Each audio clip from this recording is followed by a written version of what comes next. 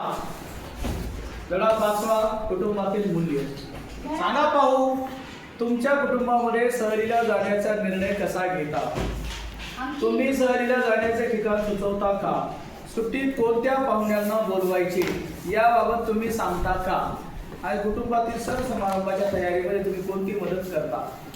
तर आपल्या कुटुंबामध्ये आपण चांगले संस्कार, चांगले मूल्य, चांगल्या गोष्टी ते जर आपल्याला रुजवायच्या असतील तर आपल्याला काय करावं लागतं की काही गोष्टी तुमच्याकडे काय पूर्वज्ञान आहे की आधी आपल्याला तपासावं लागेल. त्याच्यामध्ये पहिला प्रश्न असा विचारलेला आहे की तुमच्या घरी तुम्ही जर सहलीला जायचं असेल तर तुम्ही तो निर्णय एकट्याने घेता का सगळेजण मिळून तो निर्णय घेता?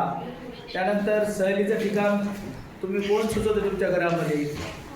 असे विविध प्रश्न इथे विचारलेले आहेत. तर हे प्रश्न विचारण्याच्या मागे उद्देश काय आपला की तुमचं कुटुंबामध्ये नेमकं चाललंय काय, का कोणी मनमानी करतं, आपापल्या पद्धतीने चालतं. त्याच्यामध्ये पहिला मुद्दा असा आहे की निर्णय घेण्यामध्ये सहभाग. कुटुंबामध्ये आपण सर्वजण एकत्र राहतो, बरोबर आहे. प्रत्येकाच्या आवडीनिवडी ह्या वेगवेगळ्या असतात, विचार आणि मतभिन्नता असते. आपण इतरांपेक्षा वेगळे असतो, असे असले तरी अनेक बाबतीमध्ये आपले विचार आणि मते इतरांशी जुळू शकतात. आपल्याला एकमेकांविषयी प्रेम आणि आपुलकी असते. आपण परस्परांची काळजी घेतो, विचारपूस करतो. घरातील कोणती गोष्ट ठरवताना एकमेकांना विचारतो, परस्परांशी बोलून सर्वांना पटतील असे निर्णय घेतो. अशा पद्धतीने आपण सर्वजण कुटुंबातील निर्णय घेण्यामध्ये सहभागी होतो. एकमेकांना आपण विचारल्याशिवाय घरामध्ये आता एखादा उपक्रम घ्यायचा आहे, कार्यक्रम घ्यायचा आहे, तर त्या कार्यक्रम घेत असताना आपल्याला त्याच्यामध्ये काय होतं की सर्वांना विचारून आपण ते कार्यक्रम कधी घ्यायचा, कार्यक्रमाला कोणत्या कोणत्या पाहुण्याला बोलवायचं, कार्यक्रमामध्ये आपण मेनू कोणता ठेवायचा, त्याच्यामध्ये कोणकोणते आपण उपक्रम त्याच्यामध्ये त्या ठिकाणी घेणार आहोत याची आपण सगळेजण मिळून काय करतो, चर्चा करतो.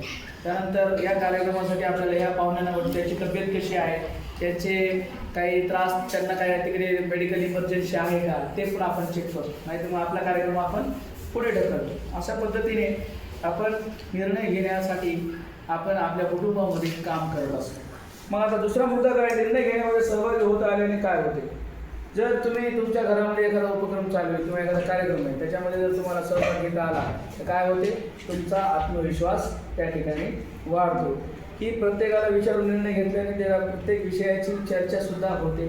सगळ्या बाजूवर आपण चर्चा करतो आणि आपल्या घरामध्ये आपण आपल्या मताला महत्त्व दिले जाते.